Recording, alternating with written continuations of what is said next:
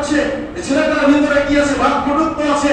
অতএব ছেলেটাকে যদি আমার দলে যদি তাবলীগ জামাতে যদি টানতে পারতাম তাহলে ছেলেটা কথা বলতে পারতো।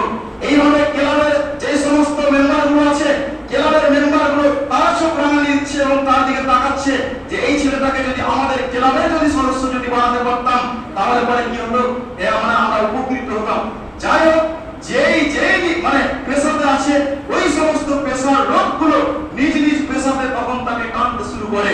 তাহলে বলেন তো, নবী করিম সাল্লাল্লাহু আলাইহি ওয়াসাল্লাম পৃথিবীতে যে আসলেন তার মায়ের গর্ভে, মায়ের নাম হচ্ছে আমেনা, অথচ সেই সমাজে চলছিল আপনার জাহিলিয়াতের যুগ এবং পৌত্তলিকতার যুগ। তার মা কোনোদিন মূর্তির সামনে মাথা নত করেনি। তার নানার নাম হচ্ছে ওয়াহাব, তার নানা কোনোদিন মূর্তি বাড়িতে চড়ায়নি। মিল্লাতে ইব্রাহিমা, হযরত ইব্রাহিম আলাইহিস সালামের মিটমিটা যে ধর্ম ছিল সেই ধর্মটাকে তারা যতটুকু পেরেছে মানার চেষ্টা করেছে। তারা এইরকম একটা ঘর থেকে মানে আল্লাহ রাব্বুল আলামিন একজন যুবককে পেয়েছে টেনে নেওয়ার চেষ্টা করছেন তার মেসেজকে সমাজে প্রয়োগ করার জন্য। এই যে কোরআন, মা আয়েশা রাদিয়াল্লাহু তাআলা আনহাকে কিছু সাহাবী জিজ্ঞেস করলেন যে আপনি বলুন তো মা, নবী করিম সাল্লাল্লাহু আলাইহি ওয়াসাল্লামের চরিত্র কেমন ছিল? মা আয়েশা রাদিয়াল্লাহু তাআলা আনহা বলছেন, বুখারী শরীফের হাদিস, কানা খুলুকুহু আল কুরআন। নবী করিম সাল্লাল্লাহু আলাইহি ওয়াসাল্লামের চরিত্র আমাকে জিজ্ঞেস করছো, কোরআনে যা আছে সেটাই হচ্ছে নবীর চরিত্র। কোরআন কোন একটা জিনিসকে সম্মতি জানিয়েছে, নবী সেটাকে সম্মতি জানিয়েছে। কোরআন যে কোনো জিনিসকে হারাম করেছে, নবী সেটাকে হারাম বলেছেন। অতএব কোরআন যা বলেছে সেটাই হচ্ছে নবীর চরিত্র। কথাটা বুঝে থাকেন। তাহলে এক থেকে নিয়ে 40 বছরের মাথায় আল্লাহ রাব্বুল আলামিন নবুয়তি দিলেন।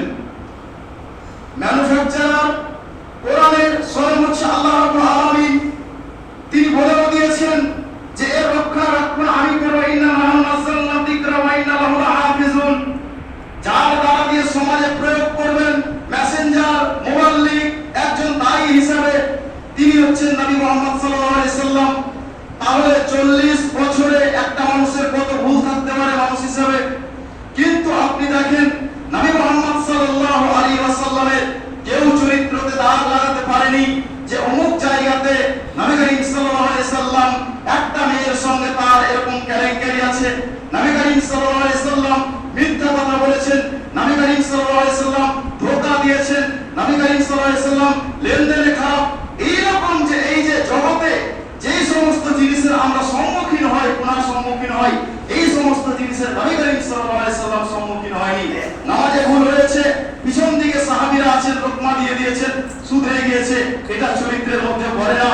এটা হচ্ছে আপনার মানে সাময়িক ভুল, এটা চরিত্রের মানে ইফেক্ট পড়বে, এটা কোনো কথা নয়। তাহলে আল্লাহ রাব্বুল আলামিন তাহলে এক থেকে নিয়ে 40 বছর পর্যন্ত গাইড করে করে করে করে স্বয়ং আল্লাহ রাব্বুল আলামিন নিজেই শিক্ষক এবং শিক্ষক হিসেবে গাইড করে করে চরিত্রটাকে বানানোর পরে এই কোরআনটাকে অর্পণ করলেন।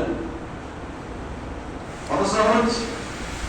তাহলে ওই উদাহরণের সঙ্গে আমাদের বর্তমান আমি থেকে নিয়ে আপনি পর্যন্ত উদাহরণ তো দেওয়াই চলে না।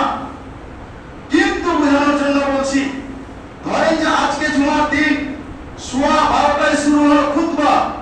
এইবার আপনারা দেখলেন যে নাসপাড়াতে আমার মতো একটা লোক একটা মেয়ের সঙ্গে কেলেঙ্কারিতে ধরা পড়ে গিয়ে 11:30টার সময় দেখলেন যে আমার বিচার সেখানে চলছে।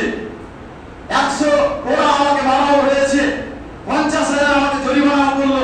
তাহলে যারা মসজিদটাকে পরিচালনা করেন মুমিন পাড়ার লোকজন, আপনারা বলেন তো বিবেকবান মানুষ যে আজকে আমাকে খুতবাটা আপনারা দিতেন? খুতবা হবে না, দেখা যাবে। গ্রামের ছোট বাচ্চাগুলো আছে, সম্পূর্ণ ঠিকঠাক না হলো ওদেরকে দিয়ে দেব, এই ইমামটাকে আজকে এবার দিতে হবে। নবী করিম সাল্লাল্লাহু আলাইহি সাল্লামের যদি এইরকম ত্রুটি চরিত্রে যদি কোন রকমের দাগ থাকতো তাহলে একজন খ্রিস্টান তার ধর্ম ছেড়ে দিয়ে যে ইসলাম গ্রহণ করছে এটা হতো, ইহুদি বাদদাদা ধর্ম ছেড়ে দিয়ে ইসলাম ধর্ম গ্রহণ করছে এটা হতো, এটা কোনো সময় হতো না। অতএব আল্লাহ রাব্বুল আলামিন নবী করিম সাল্লাল্লাহু আলাইহি সাল্লামের মায়ের পেট থেকে নিয়ে 40 বছর বয়স পর্যন্ত গাইড করে করে করে করে করে করে আগে চরিত্রবান বানিয়েছে। তাহলে চরিত্রের মূল্য কতটা বুঝতে পারছেন? অদ্দুহা ওয়াল্লাইলি ইযা সাজা মা ওয়াদ্দাআকা রাব্বুকা ওয়া মা ক্বালা